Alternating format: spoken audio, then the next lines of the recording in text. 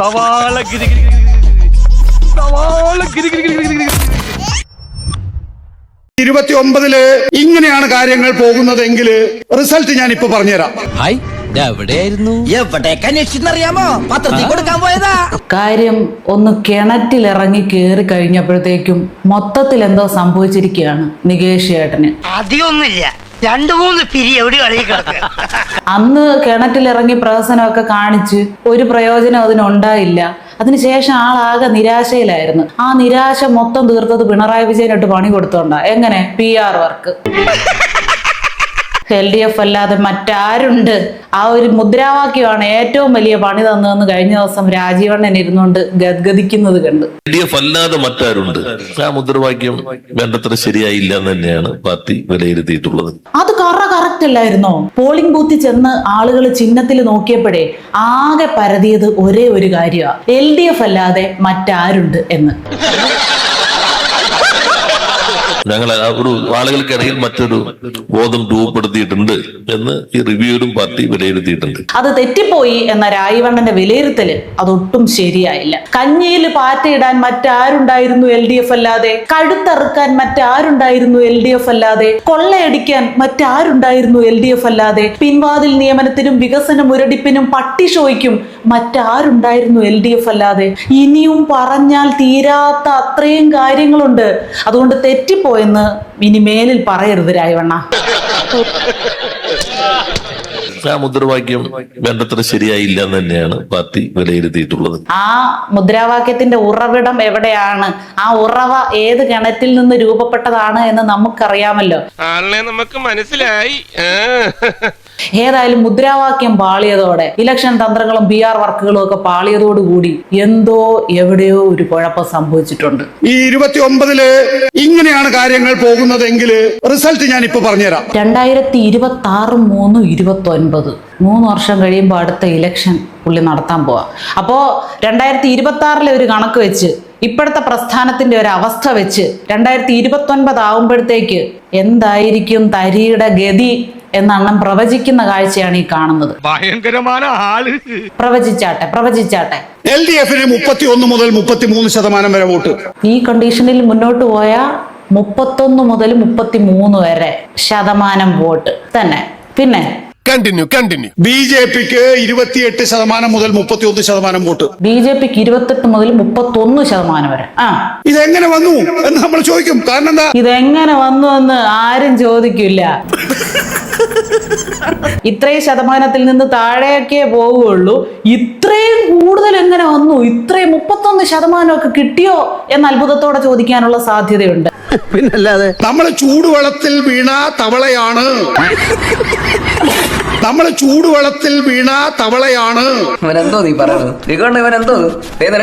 നിങ്ങള് ചൂടുവെള്ളത്തിൽ വീണ മാക്രി കൂട്ടങ്ങളാണെന്നല്ലേ? ചൂടുവെള്ളത്തിൽ വീണ പൂച്ചയെന്ന് കേട്ടിട്ടുണ്ട്.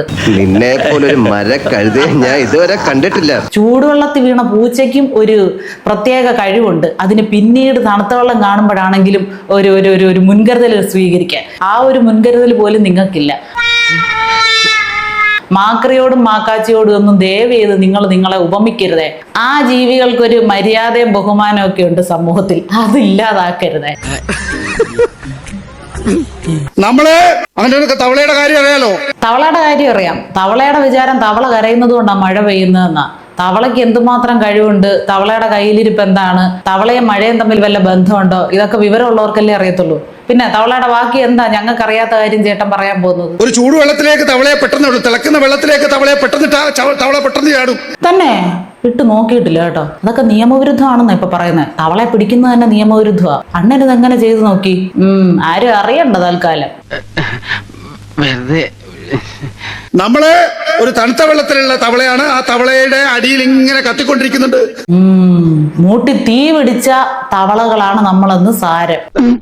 കൂടെ ഇരിക്കുന്ന ഒറ്റ മാക്രികൾക്കും സഖാക്കൾക്കും ഇതൊന്നും ദഹിക്കുന്നുണ്ടെന്ന് തോന്നുന്നില്ല കേട്ടോ. ആ തീ പിടിപ്പിച്ച ആ ഒരു ശരീര ഭാഷയൊക്കെ കണ്ടില്ലേ?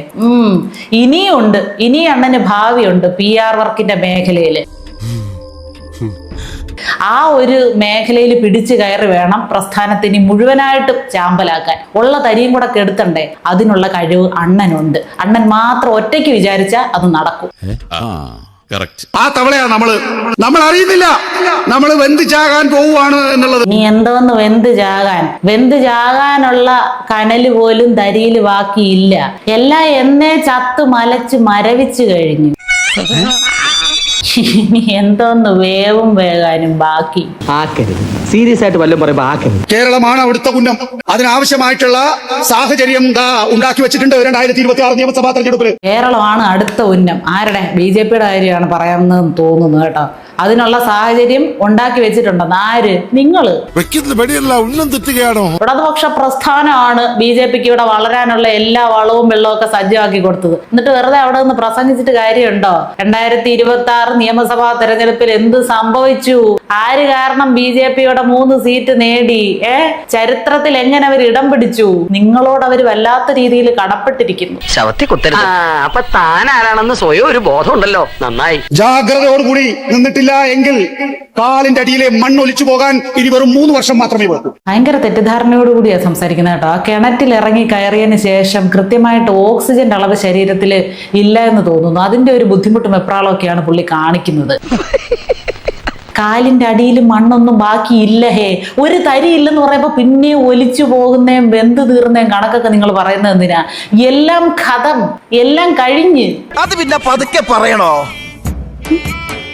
ഇനി ഇതിനെ എടുത്തൊരു കുഴിയിലോട്ട് വെച്ച് മണ്ണിട്ട് മൂടേണ്ട കാര്യമേ ഉള്ളൂ. അതിന് വേണ്ട കാര്യങ്ങളൊക്കെ ഇവിടെ കൃത്യമായിട്ട് എല്ലാ ദിവസവും ആളുകൾ ചെയ്യുന്നുമുണ്ട്. നിങ്ങളുടെ സഖാക്കൾ തന്നെ ചെയ്യുന്നുണ്ട്. ഇനി അവിടെ നിന്ന് വേർത്തിട്ട് യാതൊരു കാര്യമില്ല. അണ്ണൻ വേറെ ഏതെങ്കിലും ഒരു പാർട്ടിയിലേക്ക് ചാടുന്നതിനെ കുറിച്ച് തൽക്കാലം ഇപ്പൊ നിലവിൽ ചിന്തിച്ചാൽ മതി. നമുക്കത് പിന്നെ പുത്തരിയൊന്നും അല്ലല്ലോ. നമ്മള് ചക്കയ്ക്ക് ചായ്ക്കുന്ന ആളുകളാണല്ലോ. എവിടെയാണ് നമുക്കൊരു നിലനിൽപ്പ് എന്ന് തോന്നിയാ അങ്ങോട്ടങ്ങ് ചാഞ്ഞേക്കണം. യാതൊരു തെറ്റുമില്ല. ദീപസ്തംഭം മഹാശ്ചര്യം. നമുക്കും കിട്ടണം പദവി. 2031 ആരും കണക്കാക്കണ്ട. 2029 എന്ന 3 വർഷം മാത്രം കണക്കാക്കിയാ മതി. അപ്പൊ മാക്രികളല്ലേ? സഖാക്കളെല്ലാം കേട്ടല്ലോ. 2031 വരുന്നു. ഇത് നീളത്തില്ല. 2029 കാര്യങ്ങൾക്കെല്ലാം ഒരു തീരുമാനം ആകുമെന്നാണ് നിങ്ങളുടെ PR ഗുരു പ്രവചിച്ചിരിക്കുന്നത്. അതുകൊണ്ട് എല്ലാവരും ഒന്ന് പിടിച്ചിരുന്നോ. ഇരിക്കുന്ന സീറ്റ് നഷ്ടപ്പെടാൻ എല്ലാവർക്കും യോഗമുണ്ട്. പറഞ്ഞതിനെ തീരെ അങ്ങ് തള്ളിക്കളയണ്ട കേട്ടോ. കുറച്ച് കൂടുതൽ വർഷം കയറ്റി പറഞ്ഞതേ ഉള്ളൂ. 3 വർഷത്തിന്റെ ഒന്നും കാര്യമില്ല. ഇപ്പോഴേ തീർന്നിരിക്കുക. പക്ഷെ മാക്രികളാണ് എന്ന് സഖാക്കളെ വിളിച്ച കാര്യത്തിൽ മാക്രികൾ ഇനി വല്ല പ്രതിഷേധ പ്രകടനവും കേരളത്തിൽ നടത്തുമോ എന്നുള്ളത് ഇനി കാത്തിരുന്ന് കാണാം.